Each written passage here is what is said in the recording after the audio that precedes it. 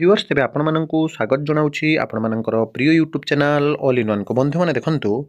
आपण मैंने देखिथे सबु बेले गोटे दाबी उपस्थापन हुए जो आपणकर ओपीएस बा ओल्ड पेंशन स्कीम कारण आप देखिथे सरकार हठात उपर न्यू पेंशन स्कीम आरंभ कले आपणकर यूपीएस बर्तमान पुणी थर जो आंदोलन चली ओपीएस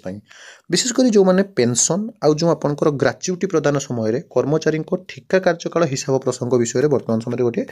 बहुत न्यूज अपडेट रही है विशेषकर आप जो देखिए जो मैंने शिक्षकता करती 6 वर्ष कंट्राक्चुअल खाटती जो मैंने अन्य जगह रही कंट्राक्चुअल पर रेगुलर होती तो से जो ठिका को आपंकर जहाँकि अग्राधिकार कर दि जाए गुरुत्व दि जाए ना ताकू आपंकर चाकरी सीमा मध्य काउंट करा जाए ना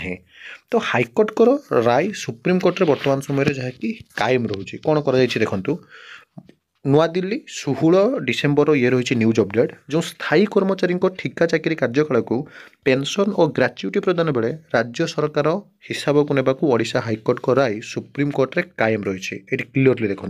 सुप्रीमकोर्ट भी कायम रहा यही प्रसंग में ओडिशा सरकार बनाम all Odisha settlement and land आपंकर जो रही कंसोलिडेशंस नॉन गेजेट आपण मैंने देखिपुं ऑफिसर एसोसिएशन मामलार विचार करी सर्वोच्च न्यायालय विचारपति अनिरुद्ध बोस एवं विचारपति सुधांशु धुरिया खंडपीठ ओडिशा सरकार जो आपणकर एपिल कर खारज कर अर्थात बुझंतु भलसे कौन लिखा जाए क्लीयरली कहुई सुप्रीमकोर्ट राय पर ठिका कर्मचारी नियमित स्थायी राज्य सरकारी कर्मचारी बनी हजार हजार संख्यार कर्मचारी मानक संपूर्ण चाकरी काल निमंते अवसरकालीन पेंशन एवं ग्राच्युटी सुविधा मिलवा बाट फिटी देखु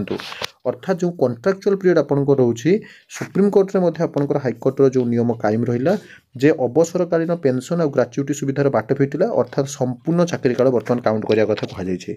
मामला बरणी प्रकाश जे 2001 रे चाकरी शर्तावली निर्धारण पेंशन और ग्राच्युटी भली अवसरकालीन सुविधा प्रदान समय ठिका कर्मचारी जो मैंने अच्छा कार्य कर संपूर्ण चाकरी काल को हिसाब नापी all Odisha settlement and land consolidation non gazette technical officers association Odisha प्रशासनिक ट्रिब्यूनाल रे आवेदन करथिले 2011 रे स्याट मामला रे विचार करी ओडिशा सरकार सपक्ष राय प्रदान करथिले 2022 एप्रिल 19 रे ओडिशा हाइकोर्ट स्याट को आदेशनामा को खारज करी 3 मास मध्य कर्मचारी ठिका चाकरी कार्यकाल को हिसाब को नहीं चाकरी शर्तावली पुनर्निर्धारण सह तदनुसार पेंशन और ग्राच्युटी सुविधा प्रदान पर निर्देश देते देखो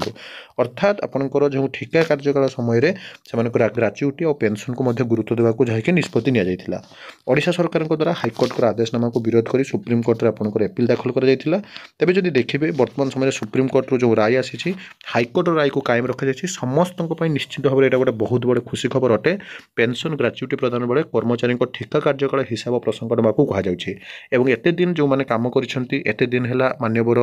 न्यायपालिका जो मैंने विश्वास रखी से कौटी ना कौटी गोटे आश्वस्ति मिली तो डेफिनेटली आपण गोटे खुशी खबर अटे वास्तव में मिलवा उचित ना ना आपने कहतु आउ तो हाइकोर्ट उपर सुप्रीमकोर्ट उपर कहीं भी दुनिया में नहांती आपने जानती आउ सब ऑथेंटिक जेन्युइन और ट्रस्टेबल इनफॉरमेशन चैनल को सब्सक्राइब लाइक शेयर करूँ विदाय दिन नुआ वीडियो सहित पुणी थे आपको आसबि बंद कर जननी।